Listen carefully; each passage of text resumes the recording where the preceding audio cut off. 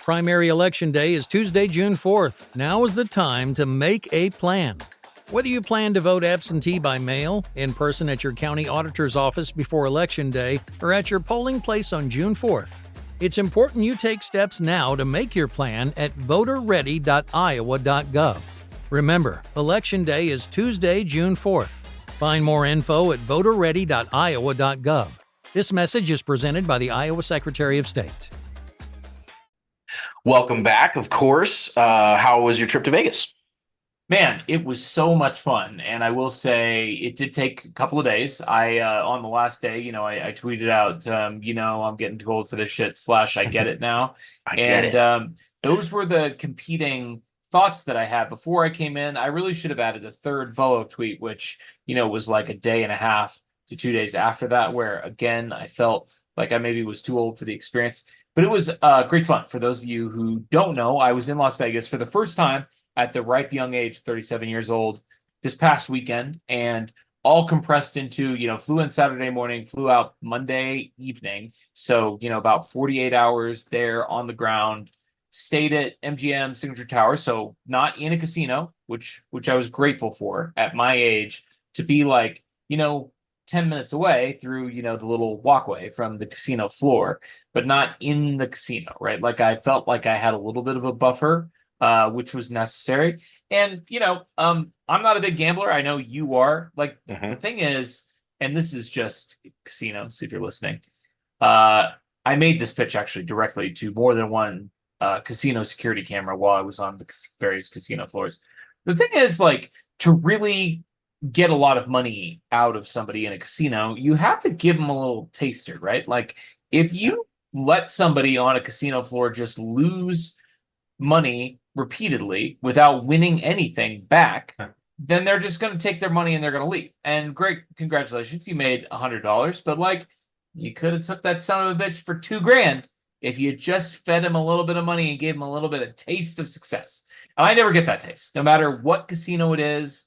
Whether it's, the casinos such as they are in Kansas. I've been to ones in St. Charles outside of St. Louis. I've done some casino gambling in my day, not with very much money, not very high stakes. But I just go in there and immediately lose my $50 or whatever, and I never win anything. And that's exactly what happened to me here. You sound like you have the same luck as Ippei Mitsuhara betting on sports games, which was that he lost. That's the Shohei Ohtani interpreter that lost millions and millions and millions of dollars in no time at all, because apparently he just said, I just suck at gambling. I think this is a user problem. I think it's a little bit of a skill issue. And, you're definitely right that no matter what you're doing, which good or bad, the casino is incentivized to get you to come back. And if they never give you the taste of victory, you're never going to want to come back. And that's their fault. That's just, it's just that little hit. I just need the little dopamine hit of doubling my money before I lose it. And then I will because then at that point I can say, well, look, I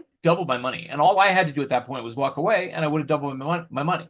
Instead, what happened is I was up for exactly 30 seconds the entire time I was on the casino floor. It was after I had lost some money in the slot machines, which I knew were just going to take my money, but you do that for fun. And I put some money down at roulette and I won my first spin. I bet on red and then I switched over to black and I lost the money that I just gained. And then I went back to black or back to red, whichever one I had done first, and I lost again. And then, the money that I invested to play roulette with was gone. So it just, I just need, I need to be up in the money the casino needs to give me the taste of. Now, see, the thing is, I'm not a sucker. So if I were ever considerably up, I would just stop gambling. So maybe the casino. You say that, but you've never had the taste. I have never had the taste, but those casinos, everyone says I'm smart enough to walk away, then they get the taste. Those casinos, the house, they're sharps for a reason. They just like, it's when I walk in there, there's just something about my bearing, my demeanor that says, don't give this guy a taste because he'll just take the money and run away. And that's what I would have done. But I didn't get any money and I lost all my money, but it was still fun. I had a great time. Thanks, baby.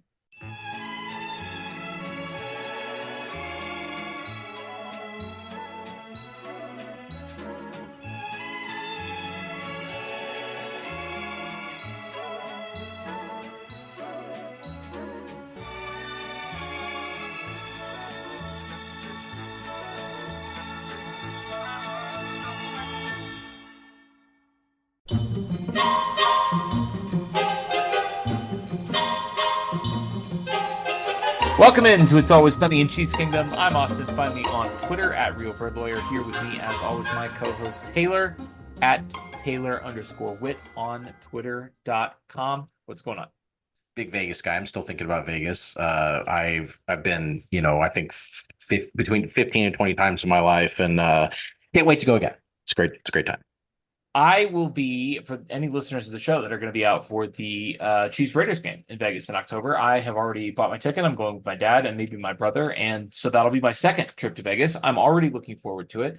I am looking forward to seeing all of the sites that I didn't get to see. I'm also looking forward to potentially, getting a little bit of bankroll. You go with your dad, somebody, one of those older types in the family that's got disposable income, Sure. like they can afford to lose a little bit of money gambling in the casino. I'm looking forward to that, and I'm very much looking forward to.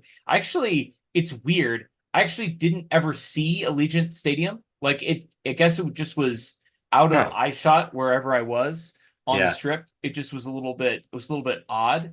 But I'm very much looking forward to visiting the house of one of the Chiefs' Lombardi trophies. We are brought to you, as always, by Fansided. Check out their great content on that network. Lots of other podcasts and things of that nature that you could check out on Fansided. They have been a great host for us, letting us bring more great content to you guys. And we've got great content for you in this episode for May 30th. There's not a whole lot going on. I'll be honest with you. A lot of people would just take this week off, right? Like there's not that much going on. There's not that much to talk about. There are other podcasts that are on hiatus. Not us. We're here. We have news and we have our off-season project, which we are committed to keeping rolling. We got through a very unpleasant bit last week. The project, for those of you who don't know, might be tuning in for the first time, it's called The Next Great American Dynasty. We are recapping every playoff game in the Patrick Mahomes era. And last week was one of the 3 losses, and it was the worst of the 3 losses, really the worst sports loss maybe either of us have ever experienced in our lifetimes for any team that we root for. The Chiefs lost to Tampa in the Super Bowl, the Fighting Tom Brady's. But that means that we've now spun forward to the 2021 season. We're going to kick off that with a recap of Chiefs versus Steelers. I'm sure that will be just a barrel of laughs. But first, I lied a little bit. There is a little bit of news going on, a little bit of football content, gristing the old mill. OTAs, organized teams activities, are ongoing. It's actually been a pretty newsy week in that front. So we'll spin through all of our OTA news. Let's start with the juiciest little nugget, the weirdest piece of information to come out of OTAs. The Chiefs coordinators, Steve Spagnuolo, Matt Nagy, and Dave Toub, had the mic this week. They were in their press availability. And Dave Toub was asked about the new kickoff rules. And that he's not going to give away that much about what the Chiefs are planning to do, how they're going to approach it tactically. But he did give away a little strategic nugget, which is that, per Dave Toub, the Chiefs have considered, and it sounds like have pretty much made up their mind to do it, they're going to remove Harrison Butker from his kickoff duties. They will not have him kick off the ball. With the new kickoff rules, requiring the kicker to potentially do significantly more tackling. I know you have some numbers on this. The Chiefs are experimenting with Justin Reed, the safety, who obviously was their emergency kicker, has kicked an actual NFL extra point. So he has some experience as a kicker, got a hell of a leg. Or Luis Rees-Zammit, the former rugby player, who obviously has signed as an international pathway player, as their new kickoff kicker. So Harrison Butker out for kickoffs, Justin Reed or LLRZ potentially in. Yeah, it's really fun wrinkle. Kickoffs have not been interesting in some time across the NFL. And the number that you mentioned was a number directly quoted by Dave Toub, where he said, if you watch the XFL and you watch the kickoffs, he said, I bet kickers were involved in about 25 to 40% of the tackles on kickoffs. So anecdotal from Toub, but clearly dude's grinded enough tape that whatever the number is there is around that area. And it's such a unique position that the Chiefs are in. Now, I don't know roster depth of all 32 teams in the NFL, of course, but the fact that they have 2 guys on their roster that are athletic, that can kick, but more importantly, can cover, is really, really fun to see what the Chiefs end up doing with that, because we're going to get some pretty good tests off the bat in the NFL about what's going to work, what's going to not, who's going to be able to, who's going to want to take risks, what kickers are going to try and make a tackle and get hurt. All this stuff is going to happen. It's going to happen probably sooner rather than later. There's going to be, every kickoff. It's not that this is a opening game kickoff and that's it or something. I mean, every single time the ball is kicked off, we're going to have a new opportunity for something squirrely to go on here. So I really hope that the Chiefs have kind of gotten out in front of this and got some guys on the roster that are going to give them a competitive advantage because between Reed and Zamet, whichever one ends up getting that job, I do think the Chiefs are going to have an advantage, which is fun. Yeah, and we as Chiefs fans are familiar with Justin Reed's leg, his cannon. We've seen him kick for the Chiefs before. But LRZ, as a former rugby player, of course, you don't necessarily think about this too much, but he has a lot of experience doing kickoffs in rugby. And so, he apparently has taken to that pretty well. Justin Reed's one of the better open field space tacklers on the team. He's starting safety for the Super Bowl champions. Exactly. Like he's a baller. Yeah. Zamet is going to have to show that he can, that he can tackle, but he at least has the speed to run guys down. And he certainly is going to have a much better shot of tackling players in space than Harrison Butker is. So, it's really interesting. I really like the potential for Zamet to win that job. I think Justin Reed, as of right now, is probably better prepared for it because he has experience specifically kicking a football, which is obviously a little bit different from a rugby ball, and obviously has the reps tackling. Like he won't need any additional reps there. But he is, as you pointed out, a starting player for the Chiefs. It makes me a little bit nervous to put a starting defensive player who's really the captain of the secondary in a role where, I get not wanting Harrison Butker to get hurt or, be a liability out there on the field, trying to tackle guys in space.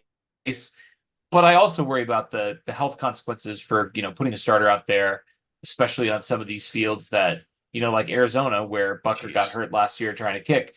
I just worry about that because not having a kicker was pretty 2 years ago for the Chiefs it cost them a couple of games that they should have won for sure. Yeah, the Colts game for sure. And on top of that, losing Justin Reed would be far more impactful even than losing a kicker. Losing Butker for a couple of games and having him hurt when he came back sucked. So Yes. What I really like about this is you have the potential in LRZ to have a non-starter win the job, but really contribute. And for him to make the team as, a special teams player, which obviously on the other side of things, picking up the ball and returning it is something that, the Chiefs talked about when they signed him, having a lot of experience in, especially under the new kickoff rules, which are more similar to the rugby rules with the, speed and elusiveness that he has there, being an asset there, but then also having the ability to be like, this is like potentially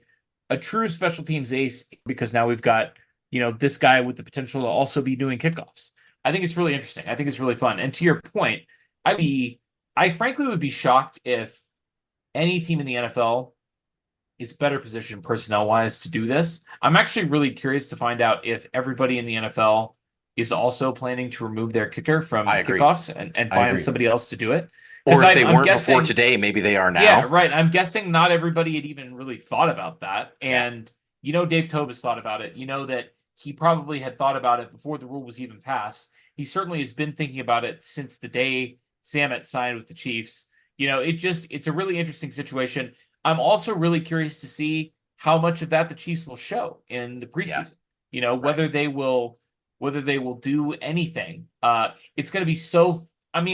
This is crazy to say, but I'm looking forward to the kickoffs in week one to see what we do. What Uncle Dave is cooking up back there. I do also think that there's more potential for them to have to show things early on in preseason just to dry run them. Just because, if if the first time you're going to do some of this stuff is in a live NFL game when the every play matters and stuff, I just don't know if anybody's super thrilled about that idea. So, maybe showing your hand is not the greatest thing ever, but I bet the team would lean towards, okay, let's at least get some reps in against another team that hasn't been practicing with us every day and doesn't see this type of stuff every day and see how they handle it. And so, you said you're looking forward to week one. I'm looking forward to the preseason kickoffs. I'm looking forward to the first time they can go out there and do this type of stuff and see what happens. It'll be interesting. We talked about some of the positional battles going on. The big one is left tackle. That is still mostly between Wanya Morris and Kingsley Suamatia. But second-year international player Jason Chu Godric, Chu is his nickname, CHU, got some first-team reps this week at left tackle per friend of the show, Charles Goldman. The Nigerian offensive tackle put together a promising rookie campaign. He showed out during the preseason despite never having played a down of football. You will recall that, he came over from Nigeria and literally had not played football before. He did only play right tackle during the 2023 preseason and then didn't get into a game last year into a regular season or a postseason game. But he didn't allow a single pressure in 26 pass blocking snaps in the preseason last year as a rookie who had never played a down of football. I would be surprised if this was a real competition, but it's interesting that he's at least getting some first team reps. I mean, I'd say at this stage, that at least bodes well for his, potential to make the roster and, potentially compete for, if not a starting job, at least for a backup position. The Chiefs have, not a ton of depth in those swing positions and, the backup offensive line positions with Nick Allegretti leading the building. They could use another guy that has the potential to kind of fit into a swing role there. And it sounds like, old Chu Godric is making his push for that position. Well, look at the Chiefs here with two international pathway player programs, players in Luis Rees-Zammit and Chu Godric leading our news segment. I mean, that's fun. That's something that, the IPP system is definitely not one that produces a ton of NFL talent. Of course, outside of Jordan Mailata, there really haven't been a ton of success stories. And for the Chiefs to now have two intriguing players on the roster that came from that international pathway program is pretty fun, pretty exciting. Of course, everyone remembers Chu Godric was, along with Wanya Morris, just arrested a couple weeks ago for weed in the ongoing when will the next Chief get arrested saga that the 2024 offseason has presented. But, obviously that was a slap on the wrist, nothing burger. And outside of that, I think that he's just an interesting piece to have. And this left tackle battle, I mean, I think Suamataia and Niang are clearly the two guys that and Morris, not Niang. I'm thinking of years past when we were waiting for Lucas Niang to finally figure it out. But I think Wanya Morris and Suamataia are definitely going to be the 1-2 struggle there for left tackle. But if Chu can even push him a little bit, that's great news. In other news, I mentioned the Chiefs coordinators were all available to the press this week. So that means we got to hear from defensive coordinator Steve Spagnuolo. He says defensive end Felix Anudike-Uzomah is more comfortable this year. Same track as Jamari Connor, who is getting reps as the starting nickel, which is a really interesting comparison because obviously, number one, Jamari Connor played a lot more than FAU played last year. He played pretty well down the stretch and into the postseason. And also they play completely different positions. Obviously Jamari Connor is a defensive back. He's getting reps as starting nickel. He's played a little safety, he's played a little outside corner, and FAU is an edge rusher. So it's weird that they would be on the same track because they play completely different positions. And Jamari Connor has thus far shown much more in his NFL career than FAU has. But I guess it's encouraging. I mean, I don't know. It's hard for me to parse how much of this is just kind of coach speak and we believe in FAU and how much of this could potentially be real. It's just an interesting comparison that makes you kind of think. It does. I think a lot of this was more just trying to back up FAU with some promising young player that the fans are kind of more excited about than FAU and being like, no, I would put him in that same category. I think it's less about the X's and O's. Well, it's nothing at all about the X's and O's here, obviously. It's more just a vibe check. And basically Spags is saying my vibe check on FAU is about what your guys is about Jamari Connor. Like that's where I'm seeing him. And, that's good. He didn't have to say that. He could say he's still working and practicing every day and we're trying to get the best out of him. I mean, sometimes coach speak, it says a lot, even if they don't say a lot, because they don't have to say anything ever. And so for him to even put that comparison out there is interesting. And, there are some guys that are camp stars that don't necessarily work out when the live bullets start going, and we'll see where FAU falls. But I'm encouraged by Spags being that optimistic about it. We got to hear from defensive backs coach Dave Merritt as well on his defensive back room this week. And we've got little snippets on several of his players. He talked about rookie safety Jaden Hicks, called him the prototype safety, says he has the body, size, and mental to be a good football player in this league. He says cornerback Kamal Haddon, another rookie, reminds him of former Chiefs cornerback Bashad Breeland. And he said, with regard to L'Jarius Sneed, he said trying to replace him would be like trying to replace Michael Jordan, one-of-a-kind skill set. Any of these jump out to you at all? L'Jarius Sneed is Michael Jordan. Don't know if I would say L'Jarius Sneed's the greatest football player of all time, but yeah, I mean that's impossible because Patrick Mahomes is the greatest football player of all time. So exactly, I just think that anytime the coaches are excited about the rookies, that's always fun to hear. At this point, since we haven't seen them play, all we can do is kind of hope that the coaches are fired up about these guys. And Hicks and Haddon are both two guys that anytime this front office drafts a defensive back, we look at it and we go, well, there's the potential for a Pro Bowler or a really nice, exactly, the GOAT. There's potential for Michael Jordan for the team to have just drafted. So in the fourth round, exactly. So that's fun, and I hope that Kamal Haddon doesn't remind Merritt of Bashad Breeland off the field. I hope that is a purely on the field comparison there. But it's good stuff. And I'm excited for those guys to get some, camp hype is right around the corner for us. Yeah, like pretty soon we're going to start hearing like, oh, this dude's popping. I mean, all the Nico Remigio tweets are about to start coming out in full force here. And, I think that camp hype's a fun time. Yeah. Speaking of the wide receivers and popping, hold on. Let me reconsider that phraseology. Xavier Worthy has a minor hamstring injury. Nothing is popped. He is sidelined. Per offense coordinator Matt Nagy, though, he is taking mental reps during practice while dealing with this injury. He is telling the coaches on the sideline where he's supposed to go on each rep and what he's supposed to do on a given rep. Kind of an interesting situation there. I mean, obviously, you'd prefer him to be out there, especially since he's the shiniest of the shiny new toys in the war chest. Right. I personally need to see the OTA video of Patrick Mahomes throwing a bomb to Xavier Worthy. We got, a nice little taste with the bomb that he threw to Hollywood in OTAs last week. Great, Twitter content by the Chiefs social team. I need it. Unfortunately, it doesn't sound like we're going to get it, but it is encouraging to hear that, it's so interesting to me to hear about a rookie taking mental reps. Like, this is his first stint in professional football. He's had the playbook for a month, and here he is telling the coaches where he's supposed to be and where he's supposed to go. I'm sure he's not getting it 100%, and you'd prefer for him to be able to take, actual physical live reps. But it's really interesting, and I think encouraging to me to hear that he's even able to do something like that at this stage of his NFL career.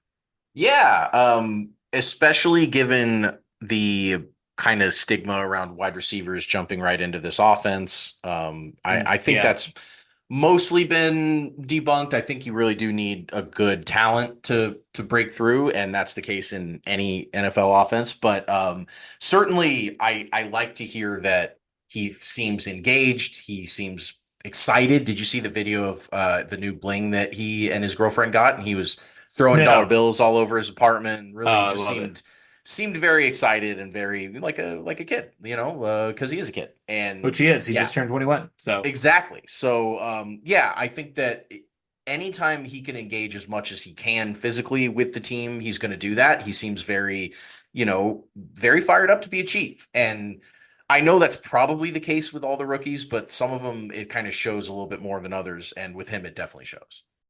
Primary Election Day is Tuesday, June 4th. Now is the time to make a plan. Whether you plan to vote absentee by mail, in person at your county auditor's office before Election Day, or at your polling place on June 4th, it's important you take steps now to make your plan at voterready.iowa.gov. Remember, Election Day is Tuesday, June 4th. Find more info at voterready.iowa.gov. This message is presented by the Iowa Secretary of State. Speaking of engaging physically, let's hit our next segment, the next great American dynasty. This is, again, where we are recapping every Chiefs postseason game in the Patrick Mahomes era. And today, we will be kicking off the 2021 season postseason, which is in 2022. I really wish, pet peeve of mine, I just like baseball. It's so clean, it's just the season. It all takes place within one calendar year, and you don't have to specify. And I mean, it's just so clean. But anyway, this is the postseason that followed the 2021 regular season. The Chiefs are kicking this off with a home game against the Pittsburgh Steelers, the 7 seed.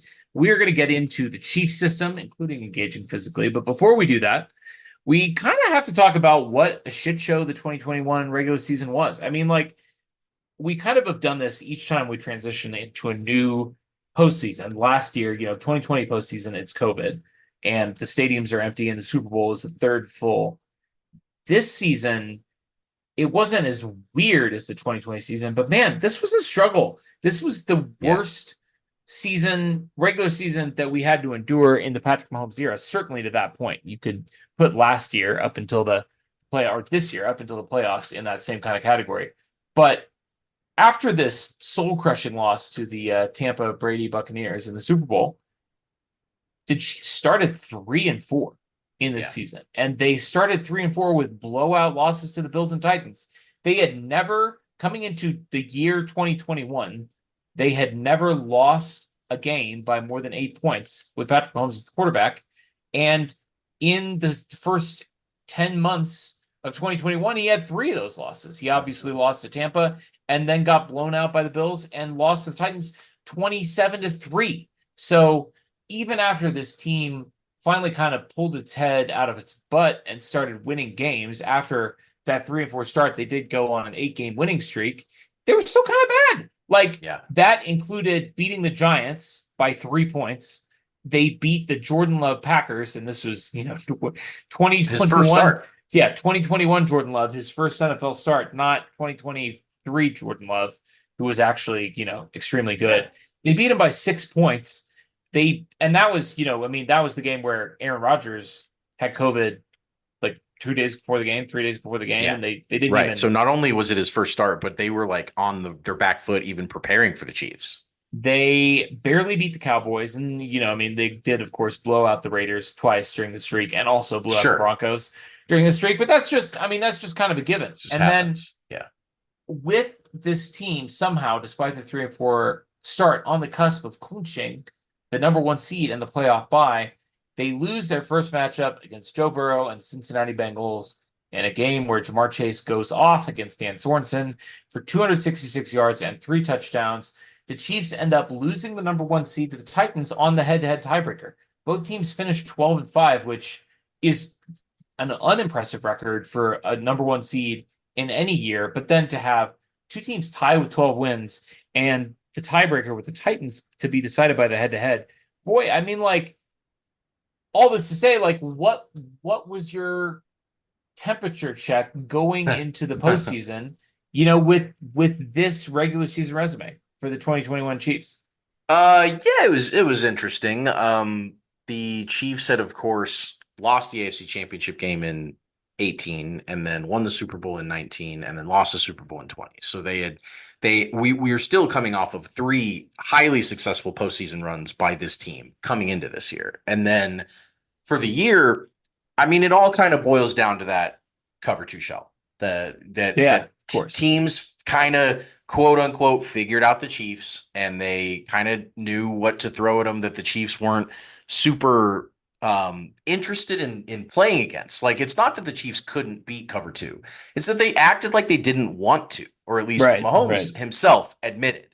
That was really hard for me to adjust to. And it was hard for me to take the underneath stuff. Not to say it wasn't there, not to say that maybe Andy didn't scheme for it or whatever, but that Pat was just so used to being such an aggressive quarterback because it's always worked for him. That was his identity as a quarterback going into this year. And so, yes, the other teams used a type of defense that he wasn't really comfortable against, and they used it to hold the Chiefs back, not only in the win-loss column. The 5 losses sucked, but the offensive numbers, their total yards were I mean, down, their scoring was down, their, just their efficiency. We had seen, even when the Chiefs were losing games, that they would lose shootouts and they would lose. I mean, like they might lose, but they would always put their best foot offensively forward up until this year. And then, I mean, this year, the Chiefs scored, remember that big long streak to start his career where they scored 23 or more basically every single time. yeah. This year they had games of 22, 20, 20, 19, 13, and 3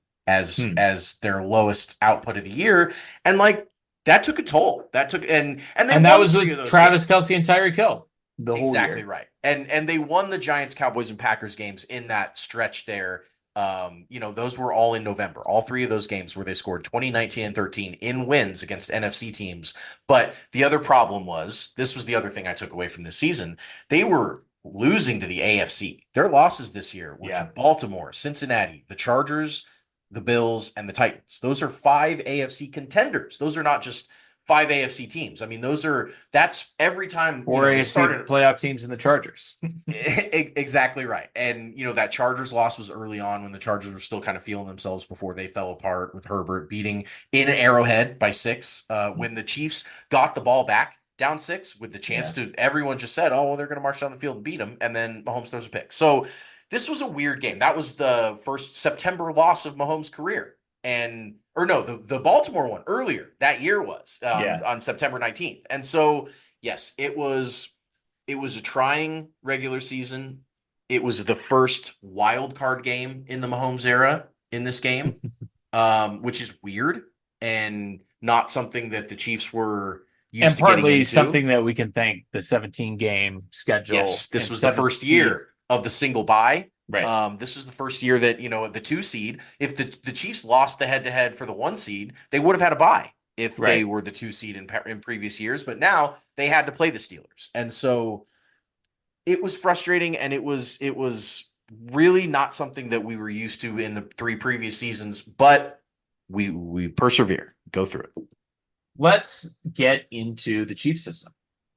Let's get into the Chiefs system. So as everyone's aware, the Chiefs system is the system that the Chiefs use when they win games, and it's tried and true. It never fails, and it's an acronym based on the Dennis system from Always Sunny in Philadelphia, and of course that is create drama, handle adversity, inspire hope, engage physically, finish strong, and separate entirely. So we're just going to go through. Hold up. Are you saying that the Chiefs won this game? The Chiefs won this game.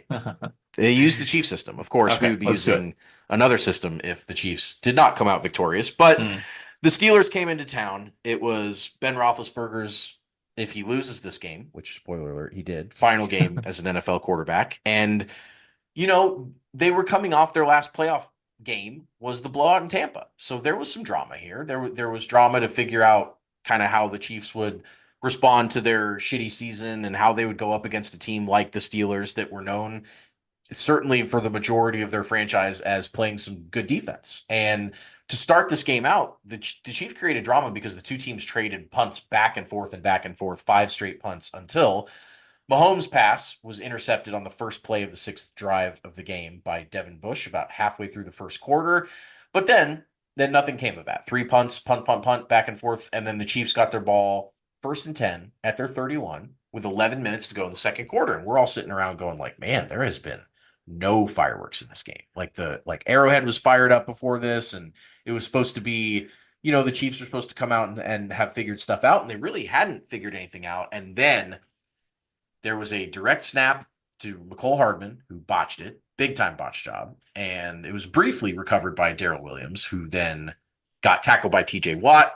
Ball comes out. TJ Watt picks the ball up, rumbles 26 yards into the end zone for a 7-0 road lead by the Pittsburgh Steelers at Arrowhead. Just one playoff game after the disaster in Tampa. Pittsburgh, who last time they were in Arrowhead for the playoffs, of course, with the heartbreaking 2-0 Chiefs loss in that one, 16-14. So there was all this pent-up animosity about what had happened in 2021, and so far, after a quarter and 4 minutes with no movement on offense at all by the Chiefs and with a defensive touchdown by the Steelers, the Chiefs were in a little bit of trouble. One of the things that I love about this project and this exercise is going back and watching these playoff games that we don't think about all the time. It's not Yes, an agreed. AFC championship game. It's not a Super Bowl. If you had asked me, who scored the first touchdown in this game, which I knew to be a Chiefs blowout, Yeah, I would definitely have said that the Chiefs scored first and that this game, was out of hand from the first quarter on. And when I was rewatching this game, I was screaming because I was like, I just don't remember the first quarter of this game being as appallingly bad as it was. It just it was, was. it was shocking how awful it was. And really, the Steelers had a good defense, and that's all well and good, but this Chiefs team blew out the Steelers team. 3 weeks before this game took place. It Yes, was 36-10, also at Arrowhead, and the Chiefs in that game were up 30-0 before the Steelers got right. on the board with a field goal with 3 minutes left in the third quarter. And you know, nobody was giving the Steelers a chance to win this game. It didn't feel like the Steelers had any chance to win this game after that play. But if the Steelers were ever going to have a chance of winning this game, this is exactly the script that they would follow to win. Right. It would Right. have been, keep the game low scoring, play tough defense, get the Chiefs out of the rhythm that they had been in on offense the last month and a half of the season, and then score on defense, because this version of Ben Roethlisberger and the Steelers were not going to light up the scoreboard on the offensive side. But man, when you come out on the road and you can hold, the Chiefs scoreless in the first quarter and steal a touchdown from the defensive side of the ball, I mean, again, we Right. have to limit the amount of drama that's created because the Steelers team was not good. They only got into the playoffs because they beat Baltimore with the backup quarterback in the Right. last game They of were the year. 9-8-1 on the I year. mean, they just were not good. But if there was ever a way that this Steelers team could create drama in this game, this was exactly the way that they could do it, and they did it. So here we are, drama created. Exactly. And everyone remembers, of course, Nick Wright famously calling this game better than a bye because the Chiefs had to work out some kinks, and Right. and he thought that if they had gotten the bye, that maybe they would have needed to work those kinks out later on in the playoffs. So it was good to get them tuned up against the 9-8 Steelers. What I remember also is that even though this team was 2 years before this last version of the Chiefs defense, it was almost completely different defensive personnel. This was Matthew, Hitchens, Ward, Thornhill, Sorensen, Right. Hughes, Fenton. I mean, guys that were not on this most recent dominating. It was basically the only guys returning were Chris Jones, Nick Bolton, L'Jarius Sneed, and everybody Right. else was different. So, because of that, this defense was up and down in 2021. But when it was up, it was keeping the struggling offense in these games. Those three NFC games that they won with low scoring offense was because the defense held the other team in check. And that's exactly, despite the offense struggling in this one, the defense was doing its job. It was forcing punt after punt after punt from Pittsburgh, and almost every one of those punts were either 3-and-outs or one first down and then a punt. I mean, they were on it. So to handle the adversity, the Chiefs H'd their way right back into this one on the ensuing offensive drive, as an 8-play, 76-yard drive only had 3 second downs and not a single third down. So they were just bing, bang, boom right down the field. Tyreek Hill, of course, was involved with that, couple of catches, including a 20-yarder. Jerick McKinnon had 3 touches on this drive, as Clyde Edwards-Helaire was still out with an injury. So Jerick McKinnon was thrust into the RB1 role in this one, including he had a 4-yard touchdown catch late in the drive to tie the game up at 7. And then kick back over to the defense since we're still in handle adversity, and the defense continued to harass Big Ben, forced another punt after the game-tying touchdown, and the next drive by the Chiefs offense was a 7-play, 74-yard drive that only faced a single third down, a 3rd and 7 from the Pittsburgh 12. Mahomes dances around, does his thing, fires the ball late to a streaking Byron Pringle across the end zone, and a 14-7 lead. Mischief managed, adversity handled. This team looked like they were ready to go out and win a playoff game. Yeah, I mean, at this point, we could almost forego the rest of the letters in this exercise. We won't, because CH win. Yeah, exactly. We're completionists, and we'll go through the rest of it. And it was a fun game to go through the rest of it, but this was it. I mean, the game was over at this point. The Chiefs did just need a little bit of a wake up call, and I love Nick Wright when he's correct, when he's right. Yeah. He does create some Category problems. one being right. Yeah. Yeah, for us as a fan base when he's wrong. But in this case, he was right. This was better than a bye. The Chiefs got, a little bit of a wake-up call early in the first quarter when they allow a defensive score and they fall behind to the 7 seed. And at this point, a 7 seeded, I mean, this is the first year of the new seed, but a First 7 7 seed seed. didn't win a game in the NFL playoffs until just this last postseason. So, these teams were not meant to be good. This was one of those bottom feeder teams that wouldn't have been in the playoffs in previous iterations. And the Chiefs handled adversity. They showed the world what a bottom feeder team this Pittsburgh team was. Yeah. Yeah. And they did that by inspiring hope from the Chiefs fans, because guess what? After that touchdown, another 3-and-out by Pittsburgh and another touchdown by the Chiefs. That's the theme here when the Chiefs score a bunch of points. This one was a very inspirational 48-yard score by the GOAT himself, Travis Kelce, as he rumbled, bumbled, and stumbled on 3rd and 20 for this score. This was one of the highlight best plays of his career, combining his physical, his mental, clutch, swagger, whatever you want to call it. This was him putting the team on his back. I'm sure a young blonde pop star was surely watching this play when she turned to her father and said, "Who is that guy?" The Chiefs walked into the halftime locker room after that score, because after that it was basically at the gun and Pittsburgh just had to kneel on one play after that. So they walked into the halftime locker room up 21-7. They were looking to end the first wild card game of Patrick Mahomes' career basically before it really even got to halftime. Pittsburgh had done nothing in this first half at all. They had a miraculous, by their account, touchdown by TJ Watt. And other than that one single play, this was dominated by the second quarter Chiefs scoring when they scored 21 points.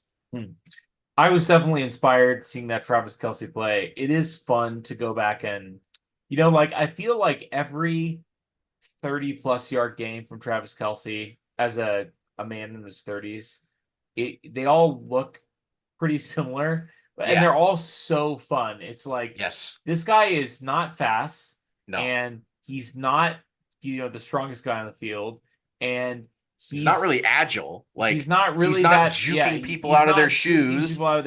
And yet, no one can touch him. No one can touch him. No one can catch him. No one can get him to the ground. He just doesn't make any sense. It's like, old Travis Kelce is like, it's like a band that on paper doesn't have any great musicians in it. Like, the example I always give of this is the Rolling Stones. Like, Mick Jagger, not that great of a singer. If he was singing anything but the Rolling Stones songs, I'd be like, nah, this guy kind of sucks. He kind of sounds like Bob Dylan. He doesn't actually have a lot of musical talent. Keith Richards, fine guitarist, good guitarist, but without him being Keith Richards, guitarist of the Rolling Stones, I read the lyrics, and the lyrics are like, I just read them off the internet. I'll look them up. I'll be like, yeah, these are kind of dumb. But when you put it all together, it works. It just rocks, and it's great, and it's one of the greatest things that you'll ever listen to. And that's how I would describe this specific Travis Kelce touchdown. That's a great description. The Rolling Stones of touchdowns. It also kind of reminds me of how Mahomes runs, where absolutely. He's not. It does. No, fast. You're absolutely right. He's not agile. He's not doing anything. He doesn't overpower you. He doesn't really do much, and yet he does everything perfectly because you just can't get to him. It's the know-how. It's the swagger, and there's also got to be some, untapped sports science that goes into this. Pat's trainer Bobby Stroop talked about how he runs the same speed if he's not running in a straight line as he does if he's running straight. Like, he doesn't lose speed. And I feel like that has to be true of Travis as well. Like, he's going in these, he's just taking he's maybe tweaking that angle that the DB thinks he's going to run, and he's tweaking it by, 5 or 10 degrees. And he's not losing any speed when he does that. And it just somehow when he and Pat run, it like breaks the brain of every single defensive player on the field, and they just like short circuit and their brains break and they can't stop it. And I feel like someday we will have the technology and the science to explain how this is possible, but we don't yet. Can't do it yet. No, we can't. Yeah, it's like they're unpredictable, and they're unpredictable because no one runs like them. So they're also, it's really hard to practice for, and it's really hard to, they make such good decisions on the fly about where to go and when and how, that I just don't know if, I think everyone else kind of runs and tackles and plays football by a lot more raw instinct than these guys do. I think they're so calculating. They're so in the moment, and everything slows so much down for them that when they're running, they can kind of see every angle. They like matrix code it, they're like Neo. They just see everything everyone's about to do, and they make the perfect. It reminds me of like, if I could slow down time to a complete stop and like be running in a football game, like that's how it would look, is like, okay, I can make the exact movement that you can't do here. And like, that's just how but also we'd be slow as shit. Well, that's what I mean. That's why we look like that. It's because like, we're not Tyreek Hill out there. We're not just running by you. Right. We have to like, finesse our way in there. So of course, after they inspired some hope there with the halftime lead and all that stuff, they have to engage physically. And so on the opening drive of the third quarter, there was just a little bit of drama on a 3rd and 12 play that Mahomes easily took care of with a 23-yard pass to Jerick McKinnon to convert that one. Chiefs march right down the field. That was the only third down on that drive. They cap off the drive with a very physically engaging big man touchdown to Nick Allegretti. He, of course, goes out for a pass, and Andy Reid, especially in a blowout, is going to get his guys. He's going to give his guys what they want. And what guys want is a big man touchdown. And especially in a big spot like this, I mean, you remember it in the Houston game. I guess that was Blake Bell. I was thinking that was an offensive lineman, but it's basically the same thing. Well, didn't Eric Fisher get one in one of the playoff games? Yes, okay. Fish? No, you're right. Bell and Fish both got one in that one. So anyway, Nick Allegretti gets one here. And then Chiefs kick the ball back to the Steelers as NFL rules permit. And then Willie Gay lights up Najee Harris on a little swing pass. And ball pops out. Frank Clark jumps on it. So the Chiefs get the ball right back. They're already up 28-7. They're already kicking their ass. And after a short little run, the next play, Tyreek Hill goes 31 yards to the house and effectively ends the Steelers season with 9 minutes left to go in the third quarter of their playoff game. I mean, this game was obviously over. Arrowhead was a zoo. Chiefs fans are already figuring out their next weekend plans back at Arrowhead the following week. It was party on.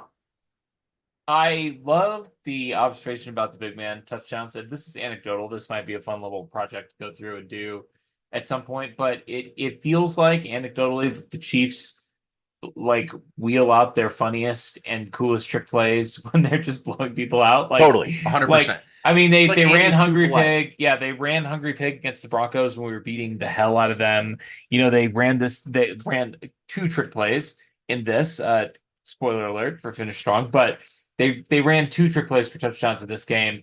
Like it's so, and that's not to say that they don't occasionally wheel out extremely effective trick plays in actual games that matter, like obviously Rose Bowl and the Super Bowl. And if you want to consider Corn Dog and its ilk, if you want to consider those trick plays, like they'll do it. But the funniest trick plays in the playbook, the best ones, the ones for the lulz, those come out in these like blowout games where they're just beating the hell out of the other team. And it's like, why? I mean, like, why? You didn't need to show that. You could have saved it for a real game, but it's just Dontari Poe jump pass to Demetrius Harris against the Broncos when they're already up 30. I mean, like that's classic Andy Reid.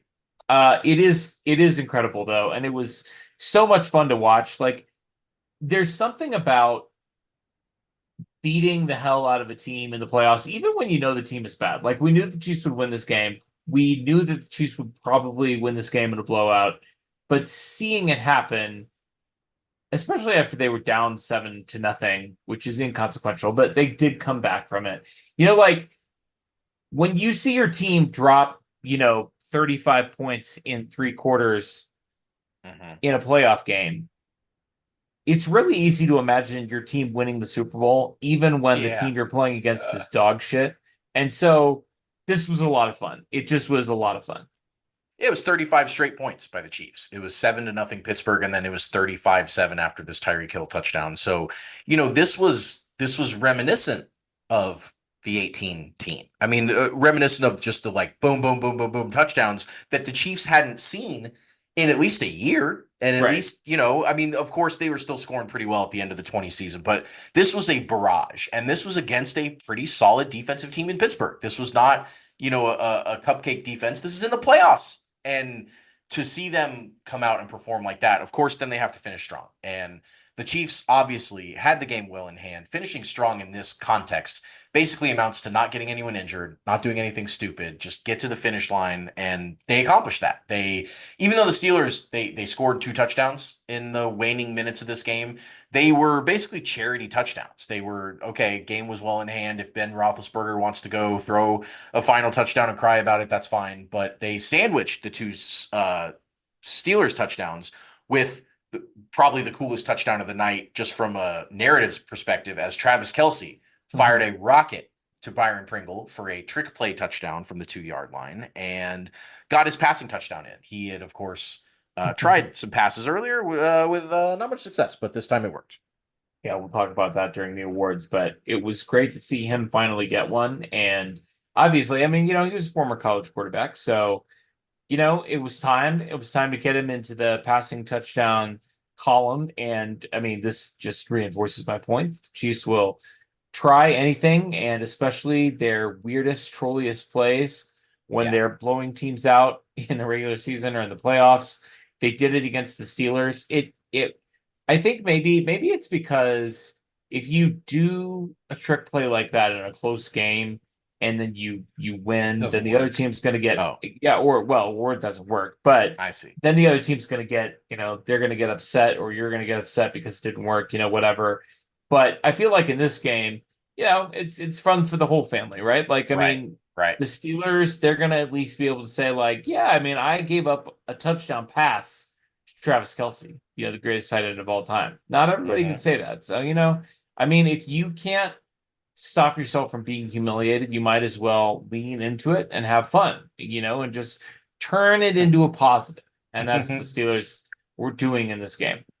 That's right. And then, of course, the Chiefs have to separate entirely. And the Chiefs held the ball for only 3 minutes of the entire fourth quarter. And that's because that 3-minute drive was in between 2 Steelers drives that somehow, for some reason, went 7 minutes and 5 minutes on their own, even though it was do or die playoffs. The Steelers were down 21. They should have been throwing the ball. Score or not, you can't be milking 7 minutes off the clock when you're down 21 and then 5 minutes the next time. It just, I don't really know what the play calling, if Ben's arm was just so shot that they couldn't run kind of the like 2-minute down 3 score offense that you need to. You need quick stuff, and they weren't able to do it. So whoops on them. The Chiefs didn't really need to separate entirely themselves, because the Steelers, the S in Steelers in this game, stood for separate entirely. I love that aspect of this, that the Steelers actually separated themselves entirely from the Chiefs, from their playoff hopes, ultimately from their quarterback, Ben Roethlisberger, who would retire after this game. I mean, this was a very satisfying win for the Chiefs, even though, I mean, like, there's something to be said for winning games that you should win and winning games convincingly that you should win convincingly. And especially, I mean, the way the Chiefs' previous season, 2020, ended, they didn't cover the spread essentially the second half of the season. Exactly. Then going up against Tampa and getting blown out in the Super Bowl, it was just encouraging to see the Chiefs do what they were supposed to do, which is play a bad football team and literally run them out of the stadium. Separated entirely. Chiefs win this game in a blowout. Let's hit our awards. So we have 3 types of awards for those of you who are not familiar with our little program here. We've got our 5-star men. These are, of course, all inspired by It's Always Sunny in Philadelphia. And our 5-star men are, of course, the ones who, through their play, are screaming out on the field, I'm a 5-star man. We've got our trash men. I'm the trash man.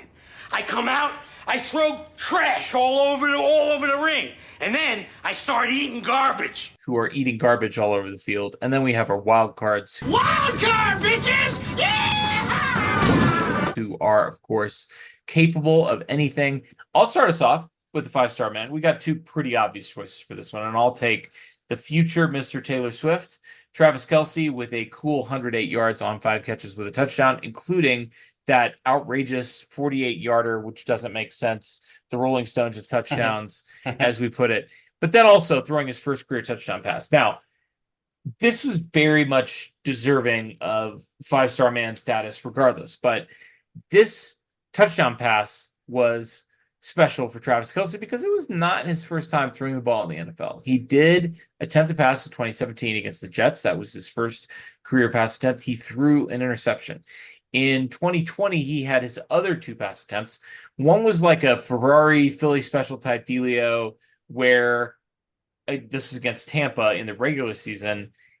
He was supposed to target Patrick Mahomes and did target Patrick Mahomes. And sadly, he was not able to complete it. I remember being just completely devastated that the play did not work because we got to get Pat Mahomes a receiving touchdown, right? And he still is bereft of that statistic. We need to get him there. Andy tried to kill 2 birds with 1 stone. He's like, I'm going to get Travis passing touchdown and Pat his receiving touchdown on the same play. It didn't work out. The other pass was a completion, 4-yarder, shovel pass from Kelce to Pringle against the Raiders that same season, 2020, the year before this game. Pringle caught the ball and gains 4 yards on 2nd and goal from the 7. And then he just runs into the back of Andrew Wiley and basically takes himself out and isn't able to score because he botched it. So I'm happy for Travis. He would have been a 5-star man in this game just based on his receiving line. I mean, 108 with a touchdown pass or with a touchdown catch and that 48-yarder thrown in there. That's 5-star man worthy in itself. To throw the touchdown pass in there is just that's just gravy on top. Yeah, it is. He's certainly deserving of the 5-star, as is, of course, his brother from another mother, his main man. The guy who went 30 of 39 passing for 404 yards, 5 touchdowns, 1 pick, and it wasn't even his best career game against this team. And of course, that's Patrick Mahomes. His 138.2 quarterback rating was his highest single game postseason mark of his career. He was brilliant. He started off and the execution of the offense wasn't quite working in those first quarter where there were punts back and forth, but I never really pinned much of that on him. I usually don't, but it wasn't a ton of like missed throws or miscommunications. It just kind of things weren't really working. Guys were either not getting open or getting tackled short, or the running game didn't work at all, which of course is going to hurt your quarterback. But once this kid got cooking, once he, of course, because the 5 touchdowns, 1 pick, the 1 pick came in that first quarter when they were struggling. And then from there on out, he threw 400 yards and 5 touchdowns against these guys and barely missed a pass for the rest of the game. He was dialed in. He was emotional. He had a big, long 23-yard 3rd down run. Of course, I could say that basically about any big game he's ever played in. And you would be like, yeah, I remember the run because they're all the same. It's exactly like we were talking about earlier. It's just the Steelers couldn't catch him. But, sometimes he's more deserving of the 5-star man than others. He's always deserving of it. Let's be fair. Even when he's the worst player, he's still deserving of 5-star man because he's the best. But this game, he was very much the star of the show. This was his night, his game, and he was awesome. Let's turn it over to the guys who are not the stars of the show. And, this is always a little bit tough because when the Chiefs win a playoff game in a blowout, it doesn't bring us a great deal of joy to dump on Chiefs players. They all performed admirably and they beat the hell out of an inferior team. But I will bestow this award reluctantly on a Chief, Darrell Williams, the Barrel, as he was once known. 1 touch, 1 carry, 4 yards in this game.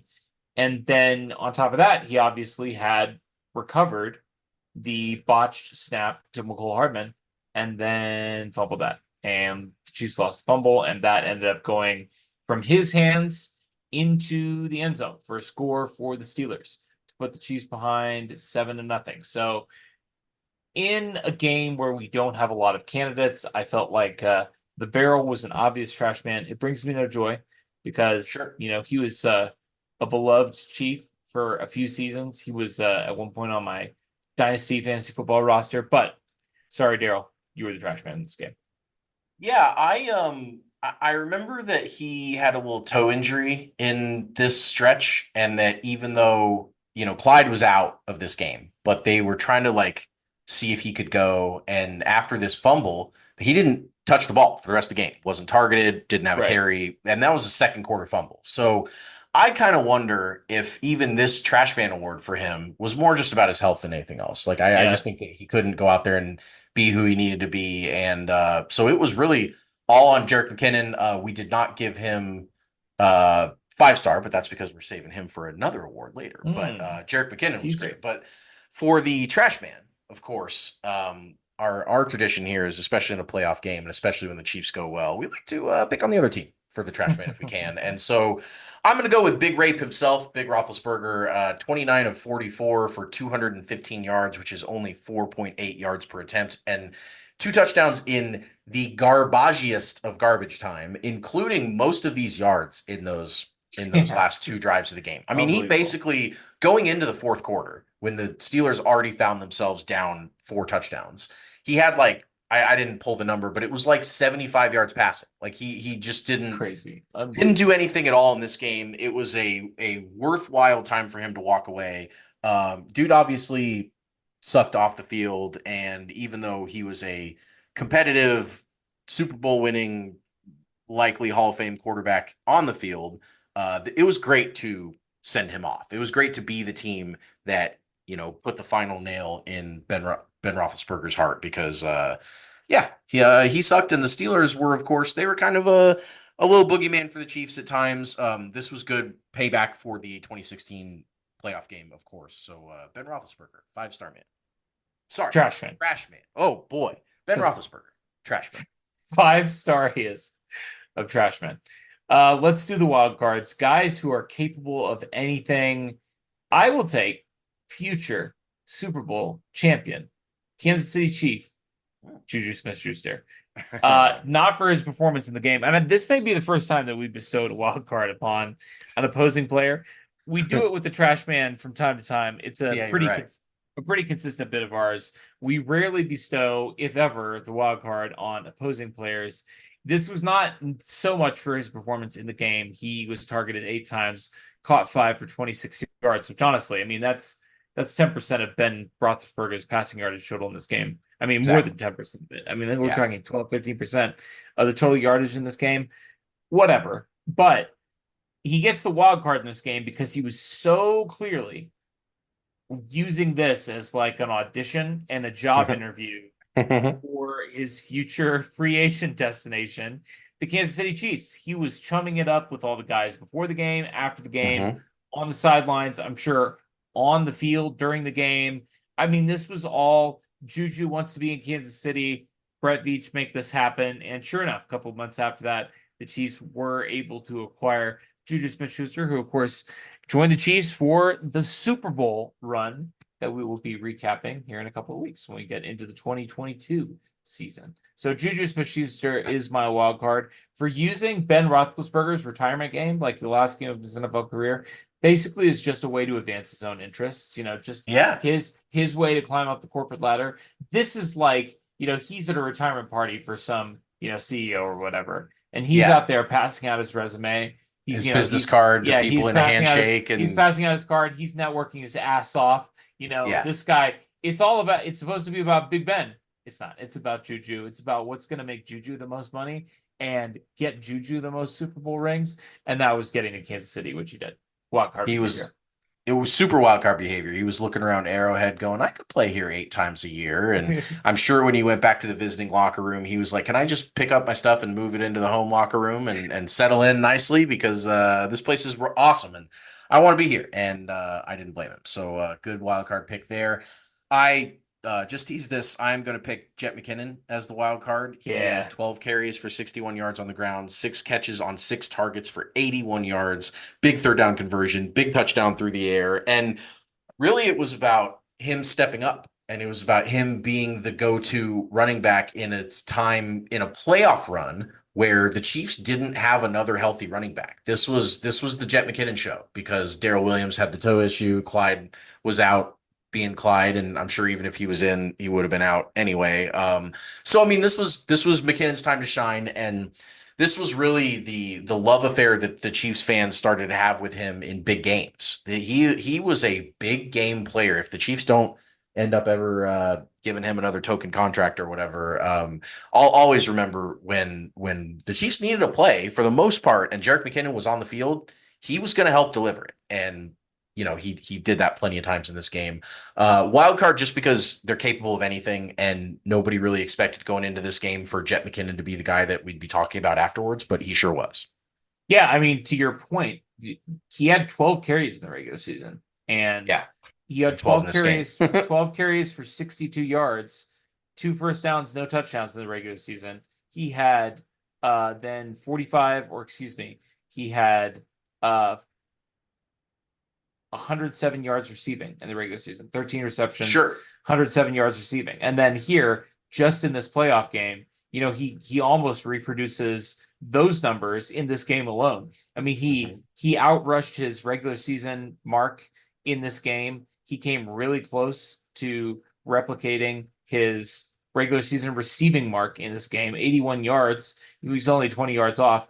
And then, of course, he picked up the touchdown. So this was like, I mean, even looking at his career, coming into this game, a guy that had a lot of hype and a lot of promise early in his career, and he never topped 570 yards in a regular season. The previous year in San Francisco, he topped out at 320 yards. So, this was a very wild card performance in that it really came out of nowhere. And that is the essence of the wild card. This has been a fun one. Another blowout for the Chiefs. It certainly is a good palate cleanser after the uncomfortable discussion that we had last week about the Buccaneers, although it was not as uncomfortable as we thought it was going to be. If you haven't checked that out, please do. I guarantee you that it will not be as bad as you think. That's really the strongest endorsement I can give it. We'll see you guys next week. It's always sunny in Chiefs Kingdom.